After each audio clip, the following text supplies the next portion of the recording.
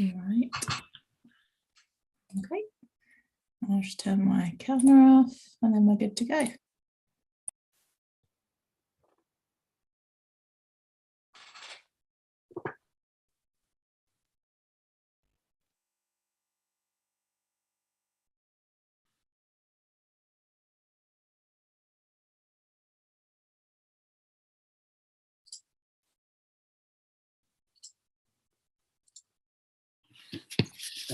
Welcome everyone. We're just gonna give it a minute or two before we start. Enable people to join in.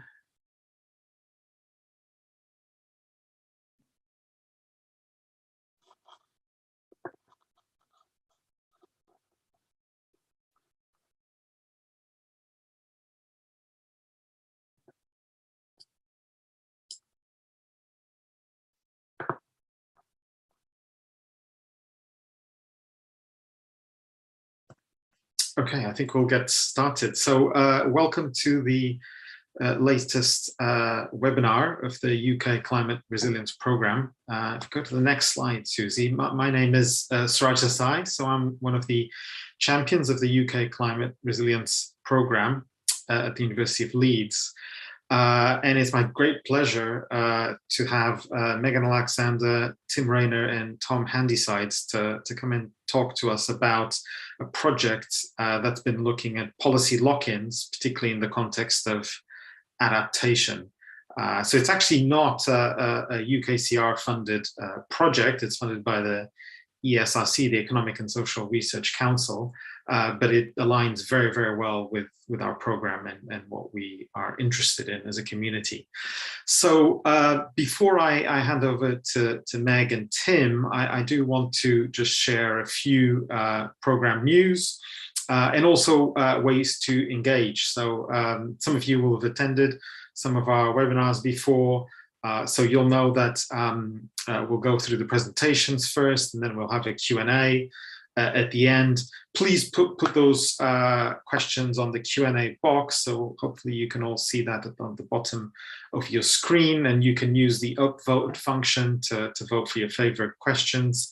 And usually attendees will remain muted unless we have time to enable people to speak and ask their question directly.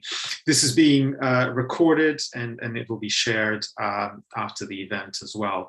If you do end up having some technical problems, do use the chat function and we'll try to help you solve that problem. So if you go to the next slide, this is, we just wanted to highlight a few extra resources that are available on our website. So we've got a new page around decision support tools. So do have a look if you're interested in hazard indicators or socioeconomic futures, or for example, we're going to have a new decision support tool around climate resilience indicators for the coast, for example, for coastal regions in England. And we also have some new infographics as well in the website. So do go and have a look if you're interested in those topics. Next slide, please.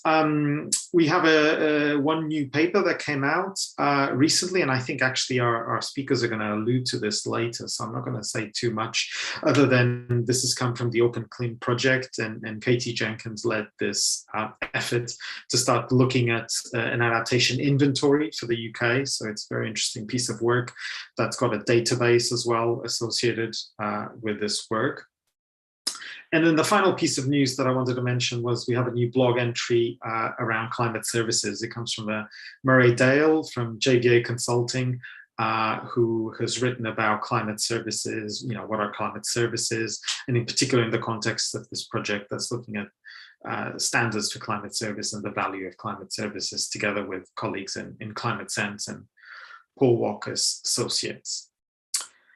So let me just introduce briefly our speakers. So Dr. Meghan Alexander is a senior research associate at the School of Politics at the University of East Anglia and is affiliated with the Tyndall Centre for Climate Change. So Meghan is an environmental political geographer and has been looking at the governance of flooding, of climate change adaptation, and she's been particularly looking at working in the Adapt Lock-in project to look at lock-in dynamics that may hinder adaptation in the UK.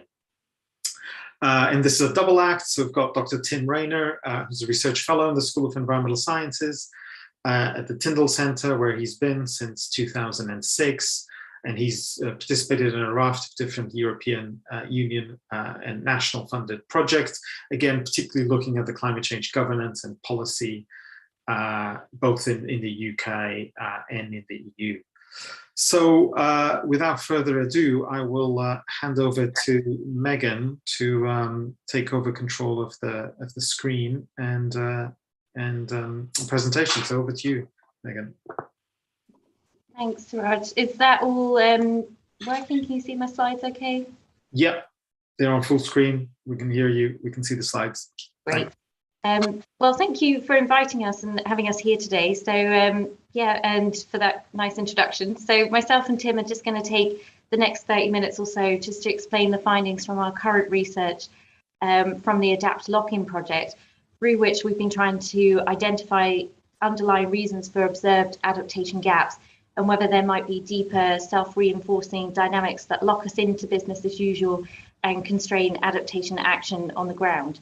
So I want to just very briefly give an overview of the adaptation gap and then introduce this concept of lock-ins and explain the research methods that we've taken within the project before presenting just a sample of some of our findings so far, drawing across some of the different issue areas that we've been looking at, and then offer some high-level conclusions and outline our next steps for the research.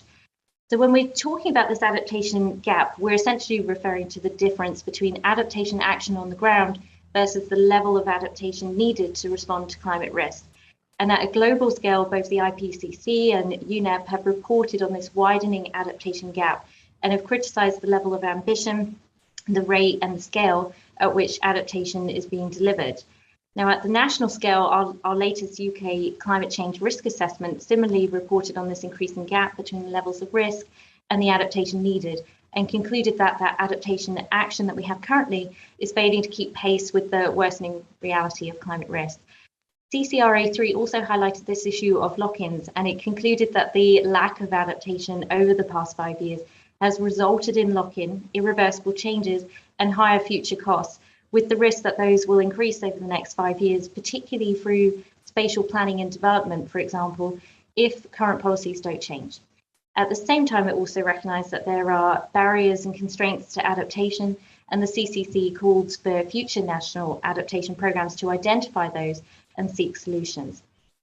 But that's not to say that progress isn't happening. So Suraj already highlighted research that our colleagues have been doing with the Tyndall Centre, led by Katie Jenkins and others, and they've been developing the first adaptation inventory for the UK, which is available online, and I've put the link there as well. And it provides a searchable database of current and planned adaptation projects that have been reported by both public and private sector under ARP2, and also a selection of case studies as well from academic literature.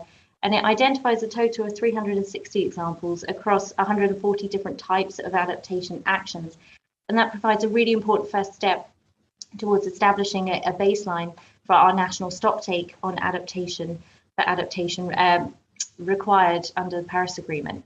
However, despite that progress, and it is important that we acknowledge that, we know that adaptation continues to encounter a host of barriers, and those have been widely documented over the years. So everything from resource constraints, lack of political will, through to fragmented and siloed governance structures, just to pick on a few there. But simply documenting those barriers doesn't seem to be getting us very far, and that adaptation gap has continued to grow and widen. So in response, people started to question whether this notion of barriers is too simplistic, and does it neglect deeper level systemic dynamics that might be reinforcing the status quo and creating inertia in policy systems. So with that, there have been calls to try and think beyond barriers. And that leads us to this idea of lock-ins and taking a lock-in perspective, which introduces a new way of examining that adaptation gap. Now, that could be approached in different ways. So lock-ins could be treated as an outcome that's to be avoided, might be seen as a process, or sometimes we see it being used in both senses of the word. So I just wanted to unpick that very quickly, and start off with how lock-ins have been approached within CCRA3.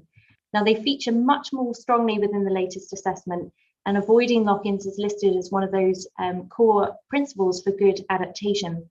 So in this sense, lock-ins is very much represented as an outcome that results from early actions or decisions that involve long lifetimes or path dependencies that could either increase future risk or vulnerability, or will be difficult or costly to reverse later.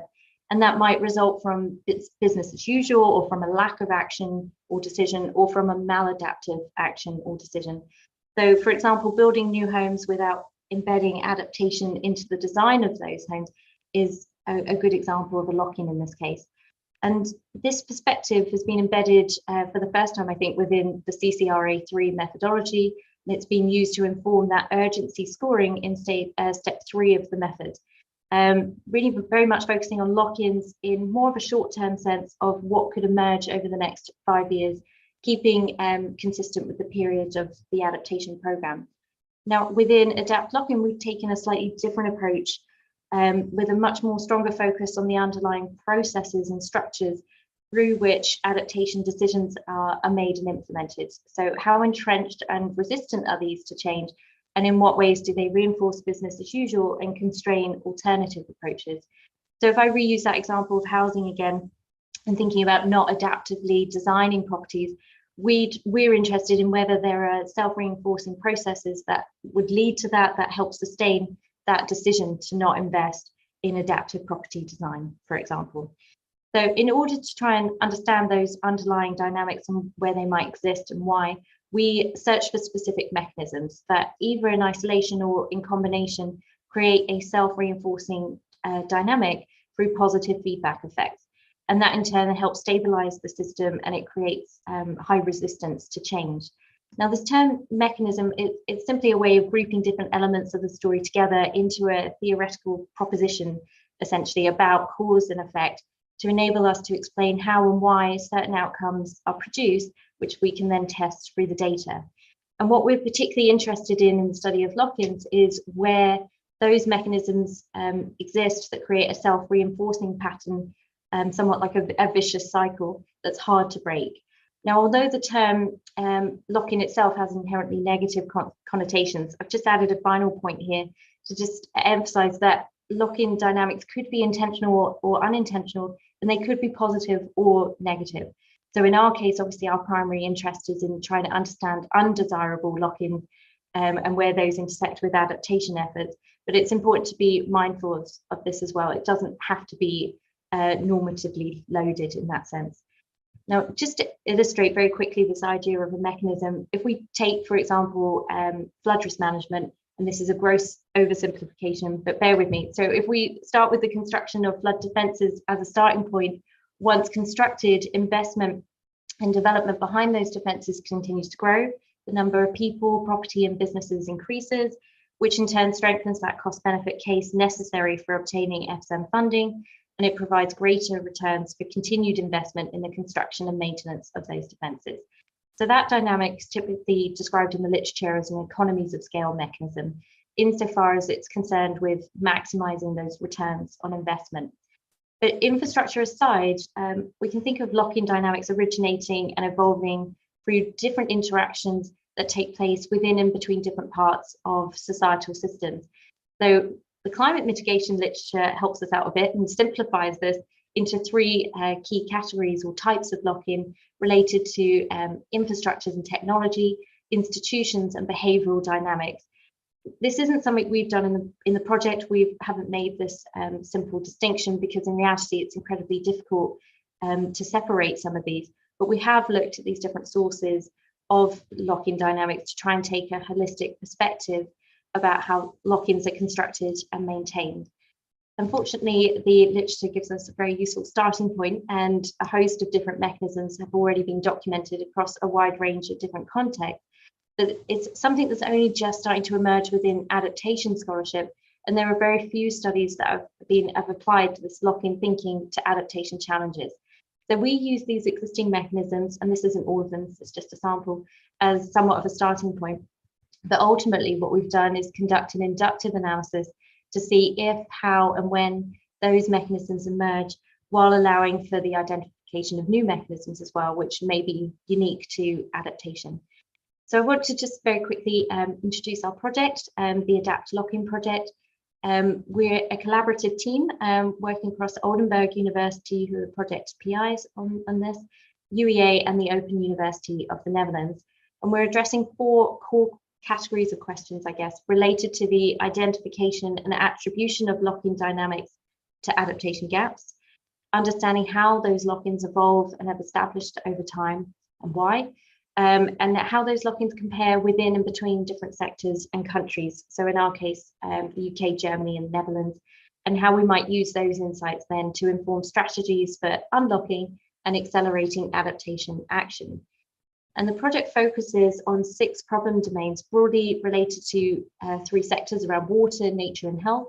So that includes coastal adaptation and water scarcity, biodiversity and forestry, and heat wave impacts and mental health under extreme events. And we've used this term problem domain intentionally to try and avoid focusing on a single policy area and instead focus on these specific collective action problems, which typically span multiple policy areas in practice. So we've carried out maybe close to 60 interviews with a range of stakeholders, mostly at the national scale, and an extensive document analysis of all policy and legislation. And the data are very much being analysed in a qualitative way. So we're using a technique called process tracing to essentially trace backwards from identified adaptation gaps to better understand why those gaps exist and whether deeper lock-in dynamics might be responsible for those.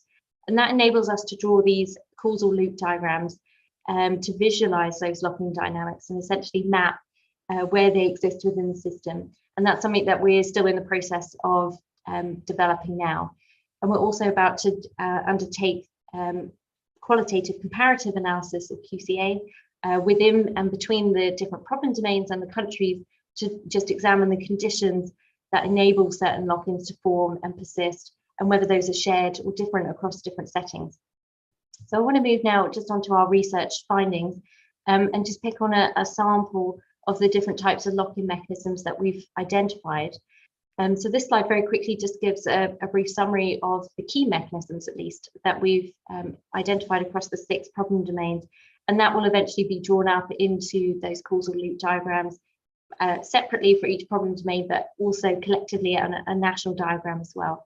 So I just want to pick on a few examples, and I'll pass over to Tim as well to give some more. But starting first with our mental health case study, a range of adaptation strategies will be necessary to respond to the growing mental health impacts from climate change. And those will come both within the healthcare sector itself, but also through other sectors through which mental health effects of climate change are moderated. Now, a key strategy will be to better embed the preventative integrated care agenda to help address those wider determinants of poor health and well-being for a more integrated whole system approach. And with that, that will bring new forms of social and green prescribing, for example. And that's something that we are already seeing emerging in practice, but it's constrained through various lock-in dynamics within, just picking on the national health system now, so within the national health system.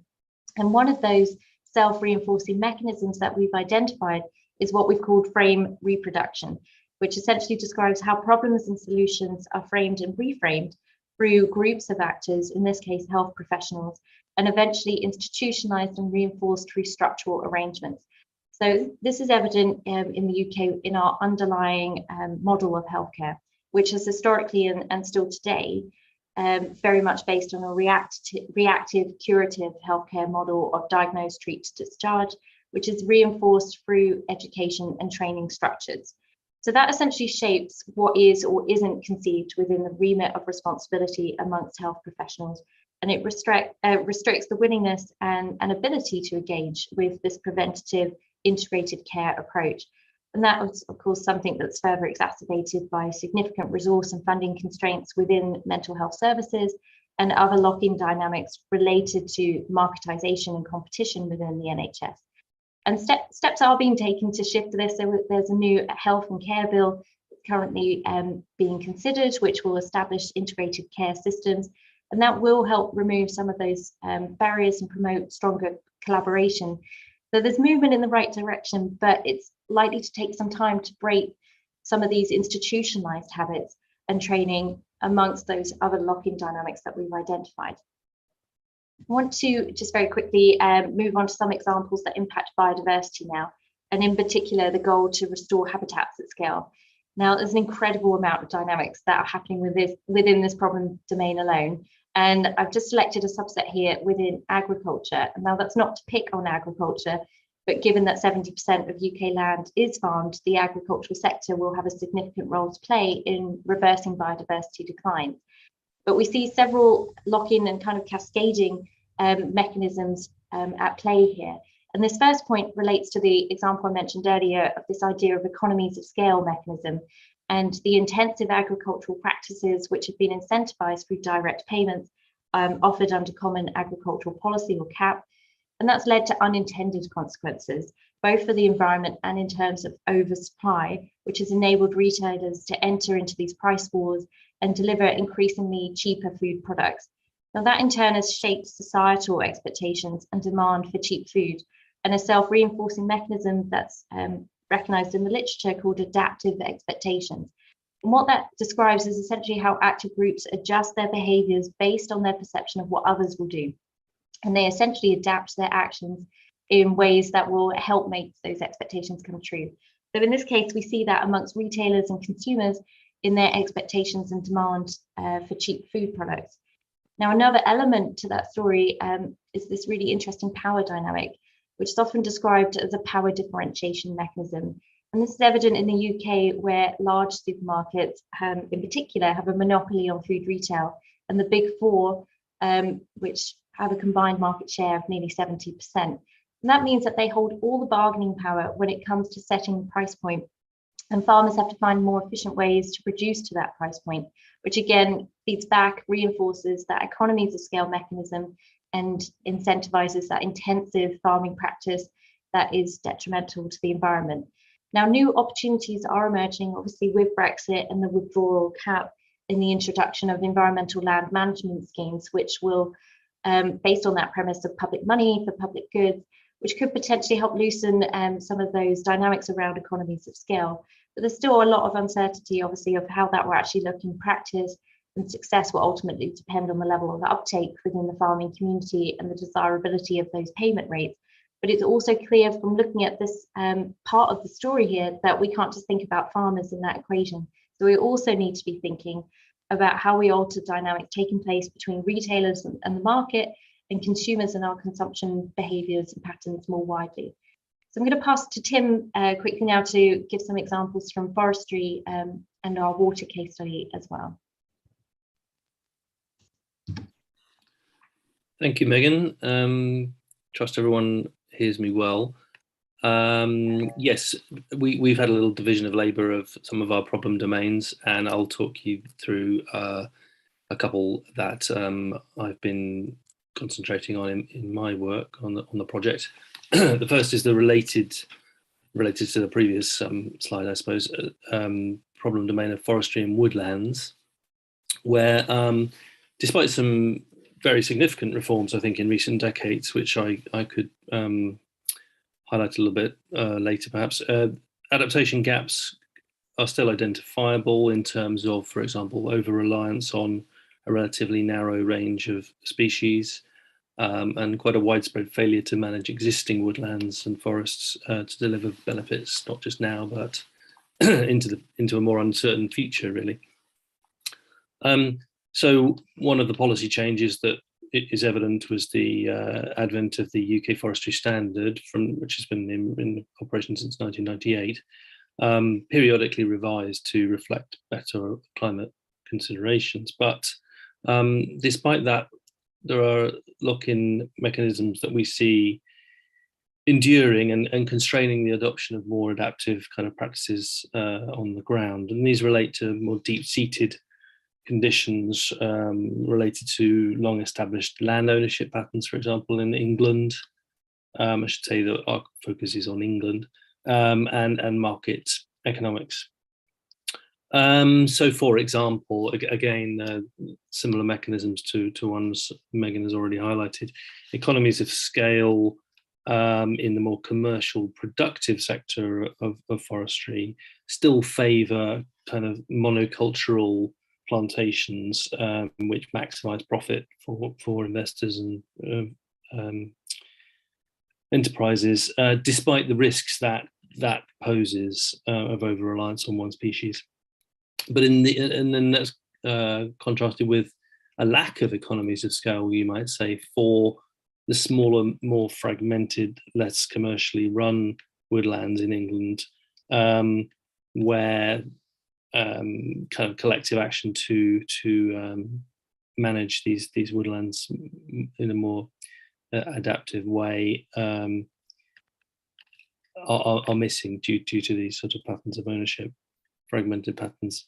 Another thing I would highlight that's recently become emphasized, for example, in a Forestry Commission latest report under the Adaptation reporting power, which struck us, is that there's potentially a mechanism of frame polarization at work in this case, by which we mean a divergence of values and beliefs across groups, which causes certain adaptation strategies to become contested. And in this case, it's a debate about the wisdom of assisted migration, of so introducing more southerly provenance trees into more northerly environments on the grounds that they'll be more suited to future conditions there. It's contested in a way that's reflected in this quote from the Forestry Commission, and that's one area where decisions on adaptation are held up to some extent. Both of these might be linked potentially to another mechanism we've identified of cognitive switching costs, which has to do with switching from an existing approach or technology or policy commitment to something new, which requires new skills to be learned, new disciplines to be introduced, and may render older practices less relevant in a new context. Okay, so that's an introduction. It's just a flavour of some of the mechanisms that affect forestry and woodlands. Very topical area at the moment, as is the next slide. I found out earlier today, we're actually in National Water Saving Week. I don't know if everyone else was aware of that, but we've been looking at the issue of water scarcity. And again, an area where there's been significant progress that shouldn't be underestimated in recent times. But gaps can be identified in terms of both elements of the so-called twin track of supply, improvements to supply infrastructure, but also managing demand on the other track of the so-called twin track. For the sake of time, we're concentrating in this slide on demand management. And here again, we see a case of adaptive expectations at work. Broadly, we can say that for decades, there's been a societal and political expectation that water is available as a cheap commodity when we turn the tap on and off, and that expectation is prioritized by the regulator of what. And that's something that's tended to undermine the case for greater efficiency and certain potential innovations. There's reason to believe that expectations of the kind of investments that Ofwat will allow in the periodic review process will be based on experience a company has in earlier cycles of regulation that might deter a company from trying out certain kinds of solution on the basis of how it's been treated in the past. So that's a form of adaptation. Adaptive expectation, beg your pardon. And then another mechanism we find in this problem domain and others is the issue of responsibility avoidance, which is describing a process of shifting responsibility for a specific decision or action onto others. And at least until recently, where there's been some movement, it's been remarkable how in England, compared to, for example, international comparisons, the onus has been left on the private sector to to encourage greater efficiency, but at the same time the private sector has said, well, we need help to do this from government in terms of legislation that has been quite slow in coming, perhaps for labelling of products, building standards, encouragement of greater levels of metering. So those are a couple of mechanisms that we see in the water case.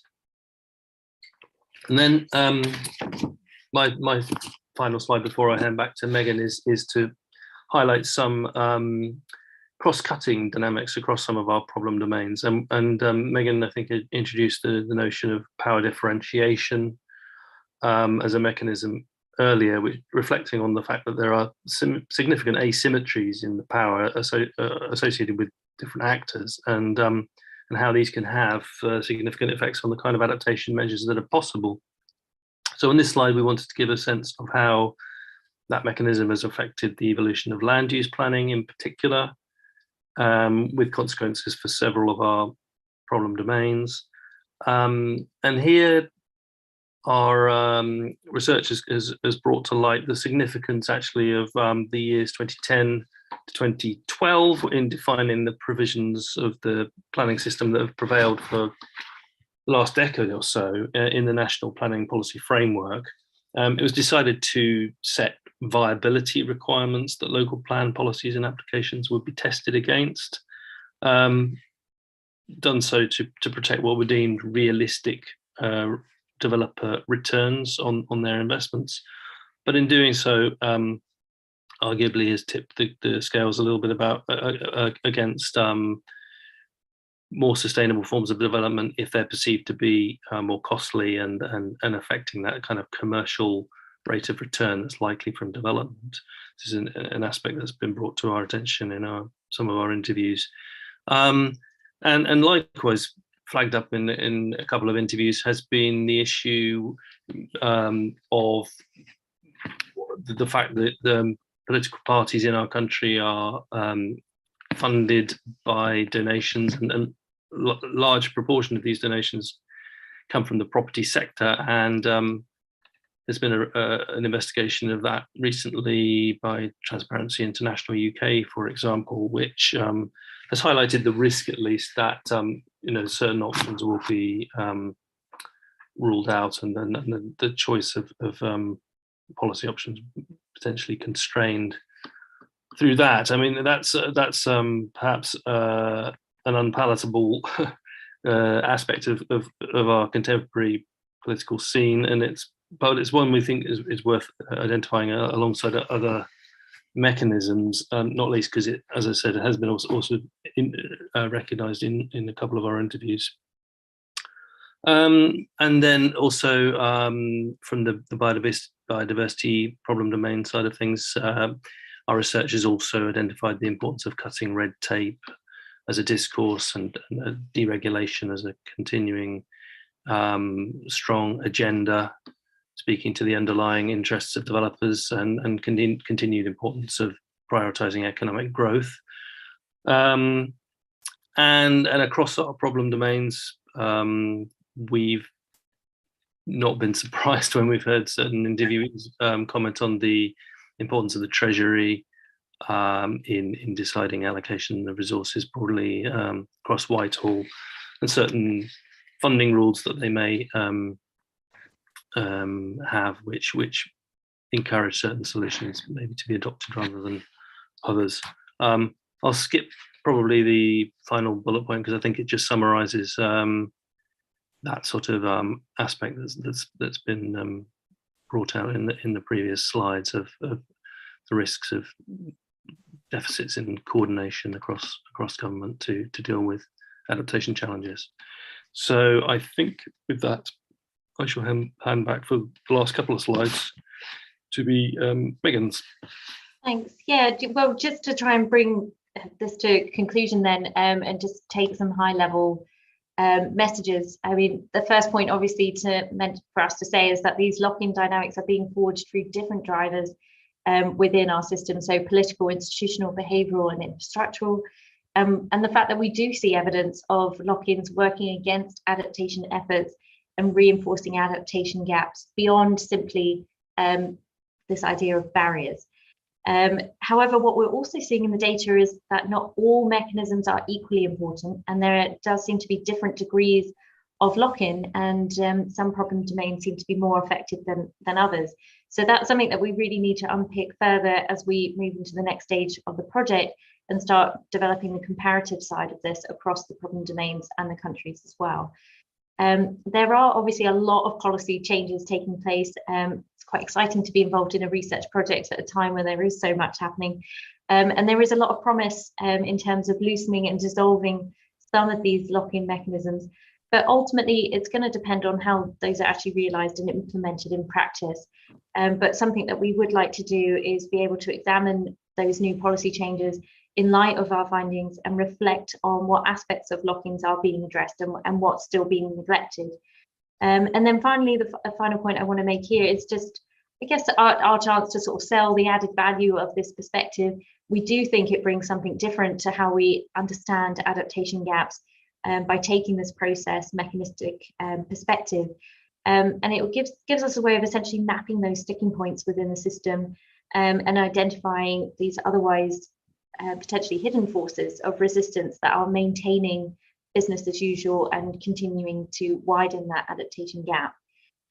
Obviously, our analysis is still ongoing, so we would welcome feedback from what you've heard today and your reactions to this. Our hope within the next month or so is to develop an integrated national causal loop diagram to visualize those dynamics. We're also moving into the next phase, as I mentioned, in terms of developing the comparative side of this across the problem domains and the countries. And crucially, we're starting to think about what does this mean in terms of targeting and tailoring strategies for unlocking and intervening in the system. So how can we address key questions, for instance, where to prioritize our interventions, where to intervene in the system and how, and equally how those insights into lock-ins could be used to help us maybe reconfigure more desirable pathways and accelerate adaptation action. And obviously, one of the goals we'd love to be able to do at the end of that is actually inform more pragmatic guidance for actually identifying the presence of lock-ins and how to address those in practice. So with that, I think I'll bring this to an end and just thank everybody for your time. We'll happily take questions now, but I appreciate it's being streamed and recorded as well. So please do feel free to contact us directly as well if you have any questions or any comment on the research so far. Brilliant. Thank you very much, Megan and Tim. That was a very rich presentation with a lot of findings. I'm now going to hand over to Tom Handysides from the Department for Environment, Food and Rural Affairs. So Tom has got a background in climate policy and utility regulation in the energy and water sectors, and he leads on climate change adaptation and resilience. So he's developing the third National Adaptation Programme, which is due in 2023 next year. So he's highly qualified to comment and respond to this research. So Tom, over to you. Thank you very much, Suraj. And thank you very much to Megan and Tim for a really interesting presentation on lock-ins in adaptation. And so, as Suraj says, I'm Tom Handysides. I'm head of adaptation in DEFRA, and my job is to work cross-government to deliver the government's legal obligations under the Climate Change Act 2008. The main parts of that are to deliver a climate change risk assessment every 5 years, and then to use that risk assessment to produce and develop plans and policies to address the risk assessments. So at the moment, we're at the stage in the process where we published the third climate change risk assessment laid in Parliament in January this year. And it's fully accepted the conclusions of the CCC's independent assessment last year. We also recognise that there are many barriers to effective adaptation that we're going to need to overcome. And in CCRA3, we highlighted the limitations in information and awareness of climate risk. We highlighted the lack of clarity on ownership of risks and responses, which is an important one, and the complexity of adapting for a future which creates which contains innate uncertainty. So we do recognise that government leadership is often required to make sure that solutions are applied across the whole system and to avoid maladaptation of individual assets. So in government, ministers have agreed to take a robust and systematic approach to developing the next National Adaptation Programme, or NAP3. This time, it means we're going to go through that we're going through a big exercise of assigning ownership to every one of the 61 risks and opportunities in the CCRA to the right parts of government, and then working with them to understand the evidence and build it into their policy making. So I mean, I was interviewed for this project, so I had a good conversation with Meghan, really interesting about how the government actually makes decisions, and I think it's fair to say in the adaptation community and in climate change more broadly, I'm sure it can sometimes be frustrating to see how repeated rounds of evidence don't always have the impact on policy making that you might hope to see. I think, you know, and the government's own Green Book does provide some pretty detailed guidance on how to account for the effects of climate change. But what I'm hoping that you'll see is that NAP3 should be a big step forward in terms of both process and also in terms of measuring impact. Just a couple of things on Meghan and Tim's presentation then. So when we commissioned the CCC to do the assessment that underpins CCRA3, one of the things we asked them to do was to help us prioritise what we needed to focus government action. So the CCC's urgency scoring had identified 34 more action needed risks, where action was seen to be needed urgently in the next 5 years. That's quite a lot of risks covering most of the economy. So they also identified 8 priority risk areas for urgent action before the next National Adaptation Programme. And for these risks, they looked specifically at where policy opportunity existed to address the risk and where failure to act might lead to lock-in. And a good example is on natural carbon stores, so trees and peat, where DEFRA was embarking on a major investment with long-lived consequences. Another is the heat and building strategy, which aims to improve energy efficiency and electrify heat, but could have inadvertently created buildings that were uncomfortably hot during heat waves.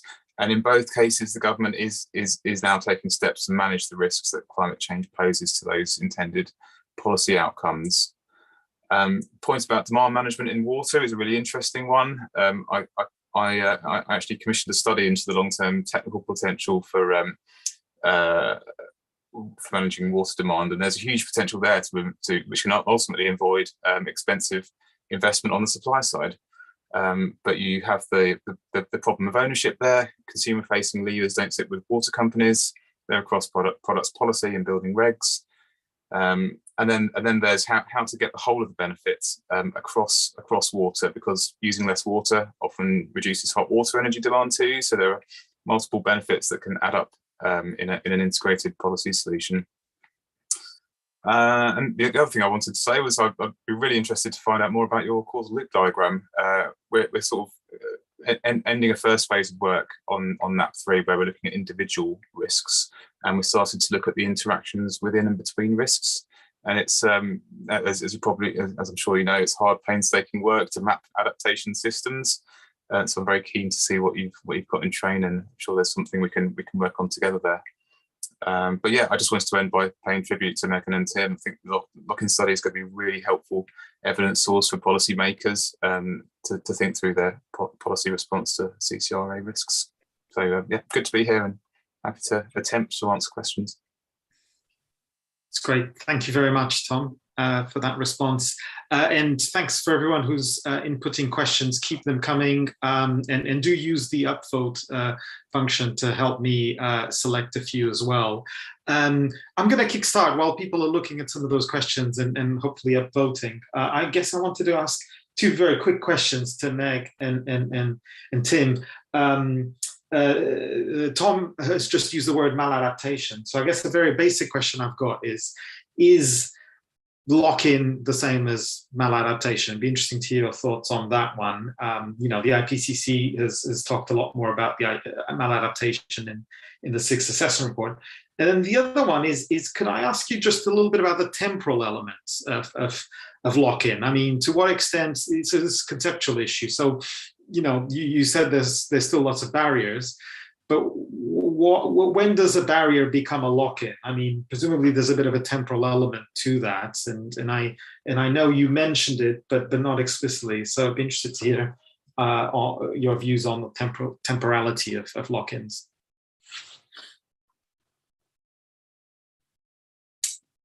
Who'd like to go first? I start, Tim, or? Yeah, well, is lock-in the same as maladaptation? I think for us, right, so our starting point, obviously, what is adaptation is even a question.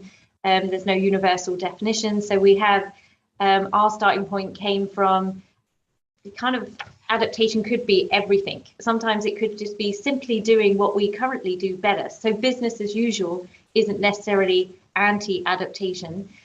So we also looked at that. But we also looked at what would be seen as more transformative steps as well. So we looked across the spectrum. Obviously within that, making decisions that would be maladaptive. So in particular here, I guess we're talking about spatial planning, for instance, are absolute, we want to avoid those. So we have paid attention to where do we want to get to, what do we want to avoid, and then trace backwards from there. So is the reason these things are happening, are they linked to what might just be a regular, what we were calling the average Joe barriers, or is there something deeper at play? So that kind of links to your next question of when does a barrier become a lock-in? What's the difference between the two? For us, it's this pattern of self-reinforcement. And we're trying to trace backwards in time. Is there a temporal element to some of this? It's important that we look to our past. So some of our lock-in dynamics take us back to the 1940s, for instance, to national parks and access to the Countryside Act 1949. There's a policy feedback dynamic that's associated with that in how we distinguish areas of outstanding natural beauty and national parks. It was all talked about in Glover's review and the landscape review. It established those statutory purposes, which has then gone on to fuel different approaches to how we resource those different systems and their ability of AONBs and national parks to deliver for nature. So it does have a long history in time, but not all lock-in dynamics necessarily do. And I think not necessarily going back quite as far. That's a slippery concept. So a lot of our dynamics go into behavioural attitudes, for instance, and habituation. What becomes habit and institutionalised practice? How long does that take to establish? And it would be a good element for us to think about how we visualise the length, the duration of some of these lock-in dynamics in our causal loop diagrams. Just because something's necessarily been there a long time, does that mean it's inherently going to be harder to shift? Does it just get lost in the system and forgotten? So it has other dimensions to it about intentionality as well. So it's a loaded question. I don't have a simple answer to it, is what I'm saying, I guess, Suraj. But it absolutely is part of what we've been looking at, and how far back in time do we go? We never set a baseline date for each of the problem domains. We're led by, we'll go back as far as is inferentially necessary for us to understand how we got to this point. So it is something that's on our radar. I don't know if Tim has anything to add to that. I'll comment on Suraj's first point, perhaps, about how much the lock-in concept has in common with maladaptation. I think it does. There's a lot of overlap with that, but at the same time, we're aware, I think, that there's a sort of normativity about it that we need to be a little bit careful of. So when I was talking about the Forestry case, for example, and the question of whether it's wise to introduce southerly provenances of species into more northerly kind of areas. So I mean, some might say that to not do that is somehow maladaptive. But I think we should be careful of that, because both elements in that controversy have grounds for rationalizing their perception of risk, and what's going to be a more kind of adapted set of tree species in locations. So I think, yeah, you're right in principle. There's some interesting overlaps in the concepts, but yeah, I've become aware of that sort of thing when I've been trying to make sense of the forestry case. I'm not necessarily going to be the one to arbitrate on what's the most adaptive or maladaptive way forward in a particular choice in forestry. So yeah, I just probably we've covered your two. Thanks. Do you want to come in, Tom? I mean, I just say I've been you can easily tie yourself a bit up in knots with these terms, I suppose. Lock-in, I think of as where you make a decision, create a new law, invest in an asset, which has consequences, in this case, for how resilient the decision, the law, the investment is to the impacts of climate change. But the decision, law, or investment isn't necessarily driven by climate resilience. I suppose maladaptation is I think of as being where you're trying to adapt, but where perhaps the kind of short term you kind of action taken ostensibly to avoid or reduce vulnerability to climate change actually makes things worse in the long term. So there's a sort of temporal element of it. Okay, thanks all. There's quite a few questions, so I'm gonna pick a few and hopefully you can give some brief answers. There's a very popular one here around, are there any fundamental differences between adaptation and mitigation lock-ins? I got the impression you might have looked at mitigation lock-ins in your project a bit, and so maybe you could comment on that one briefly. Yeah, I think for us, we've taken, so we took a lot of inspiration from the mitigation literature and the study of carbon lock-ins. And in some ways, well, maybe, I don't know what Tim's view on this is, but in some ways it's a little bit simpler when we're talking about carbon lock-ins, because you can actually think about the lifetime of infrastructure, and it's easier to kind of put a timeline on it. How long are you locked in for, and what you're trying to avoid? For us, adaptation becomes much bigger. It's a much bigger problem. It's more messy, and like Tom just said, there actions are taken that aren't necessarily directly addressed at adaptation, that have adaptation benefits. So it's a harder, from a research point of view, it's slightly more challenging in how we try and bound our research and our case studies. We're not doing a direct comparison of carbon lock-ins versus what we might call adaptation lock-ins, but it's something that could be a follow-on that we'll be able to do when we reach the end of the project. As I said, this is the first time really that this approach has been applied to climate adaptation, so there's a lot that we could learn from this that could also equally feed back into the mitigation literature and may offer a new approach for examining some of the carbon lock-ins that have been identified. Another element we didn't mention is how our lock-ins that we've identified in adaptation might have implications for mitigation and vice versa. So in terms of when I said about thinking about how we target and tailor unlocking strategies and those interventions, that's something we'll need to consider. Where does it have opportunities for co-benefits or co-disbenefits across those two agendas? Okay, thank you, Megan. I'm going to go to the next one maybe here that's also very popular from Shara Kovacs. A lot of the issues mentioned, for example, reduced regulation, could either increase or decrease lock-in. Do you have a summary showing where it increases negative aspects of lock-in, as that would be useful for decision makers? And maybe I'll combine it with another question here from Andrew Coleman, who's asking about, I think you've mainly talked about negative lock-ins, but do you have, I guess, have you also looked at positive virtuous circles that could, that you've observed and could be promoted? I think those are two linked questions. I think in general, so we've, in terms of looking at the virtuous lock-ins. Obviously, our primary goal is to identify where is it a problem, but in doing that, we've also noticed where things are changing, where there's a lot of things happening for good. And we see, so I've referred to these as lock-in mechanisms, but these mechanisms aren't lock-in mechanisms per se. They're mechanisms that could be self-reinforcing in a locked-in sense, and equally they could be used as mechanisms to leverage opportunities for change. So they can work in both directions. And we are seeing examples of that, and that is particularly like collective action as a mechanism, for instance, can be used to reinforce, for instance, societal expectations for flood defences, but equally it could be used to mobilise change. So we're seeing collective action groups within the health sector, for instance, that are really becoming champions for climate change and sustainability in healthcare. So they can work in both directions. That's absolutely something we're coming to in terms of trying to understand the implications of the research.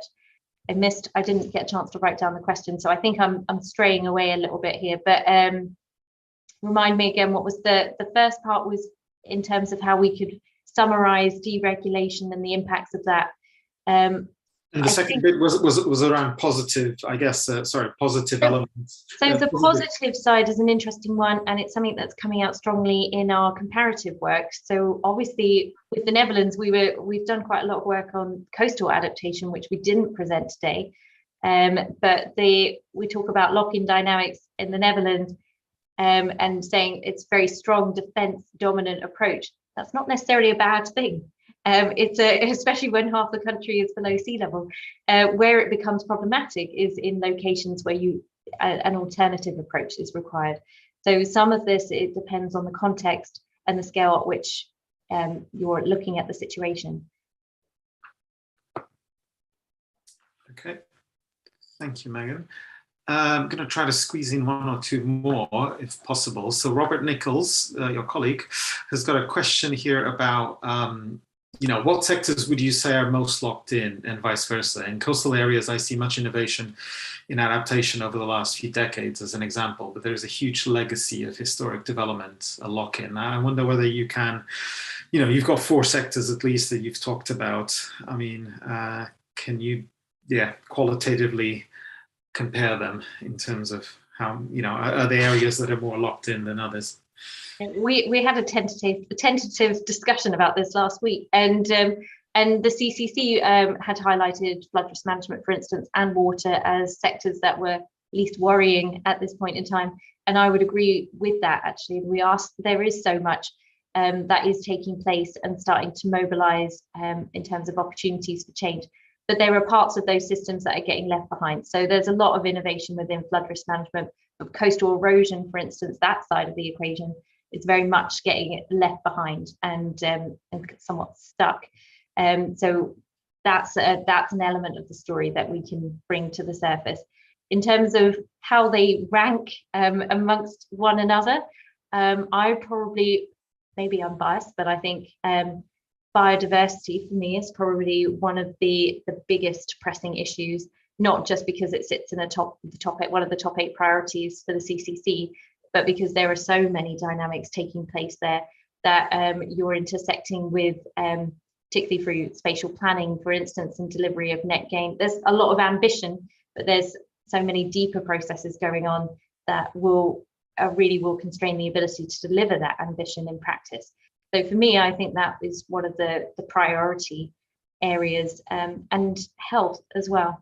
I think health is and mental health, but to what extent is it locked in? Some of this comes into deeper rooted barriers, regular barriers we might think of in terms of resourcing. And is there a deeper reason why mental health services have always been under-resourced compared to our primary and acute care? It goes back to that model of what is our model of care within Western societies. So I think, but yeah, I mean, I'm picking on my sectors, but Tim might have a different opinion, but I would think biodiversity and health are probably key areas right now, which have bigger dynamics at play. I think a next step in our analysis is also to try to establish what are, I mean, we've found a lot of mechanisms, but to reach an assessment of which really are the most powerful and critical mechanisms in any particular problem domain is something we need to be a little bit more specific about in order to answer, move towards an answer to Robert's question about what really are the stickiest, most locked in of our areas. Yeah, it's a good question, and maybe it's one we'll have to be considering as we're aiming for a book publication at the end of this, and it would be a kind of question that might be logical to be posing as part of that. So hopefully, watch this space. Okay. Tom, I think you want to come in. Yeah. All I'd say very briefly is that, I mean, in our policy thinking, it's the sectors that have the longest lived assets, which are currently pointing in a direction that's not quite aligned with a 2 or 4 degree world. So I'd say buildings, trees already planted, and some of the long lived assets and utilities. Okay, great. Thanks, Tom. I'm going to squeeze in one final one, extending our so now just by a minute to hopefully. But Anna has got a really good question here about, recognizing you've done a huge amount of analysis of documents. And he's asking, how feasible do you think it is to make these assessments recurring? I mean, what changes would you make if the project, if it was a continuous assessment? And I know he works, I think, in machine learning, for example, and there's lots of sort of, automated methods nowadays to analyze a lot of documentary analysis. I wonder whether you have a quick comment on this. Yeah, I think that's a really important question. And we obviously spent a long time in the project just getting our heads theoretically into this concept of lock-ins and doing the groundwork on that. So that for us was the most time consuming part of that. So we it's that I mean, I think now we've done that groundwork, we should be thinking as part of the outputs of this project, can we establish clearer indicators that we should be looking for each of those? Well, we do have a table of this, but how could we communicate this to others? Clearer set of indicators for what to look for. How do we hone in on where these dynamics might exist? And that might be one thing we could do. I mean, but some of this, I mean, does just take time. I mean, if you're trying to trace back and understand why something is self-reinforcing, you do have to do a certain amount of sifting, not through the trash, but for a lot of material to get there. So, but it is a good question of how could we speed it up. That's absolutely right. It's been a very time-consuming process for us. Yeah, I don't know if I have an answer for it now, but it would, maybe we should talk. Maybe he has an answer for us. Okay, well, hopefully you folks can connect. Thank you very much, Meghan, Tim, and Tom, for a very interesting hour. So Raj, can I just interrupt very quickly and just ask, will we get a copy of all these questions? Because I'm aware I haven't had a chance to respond to some of those, and there's some really interesting questions on there.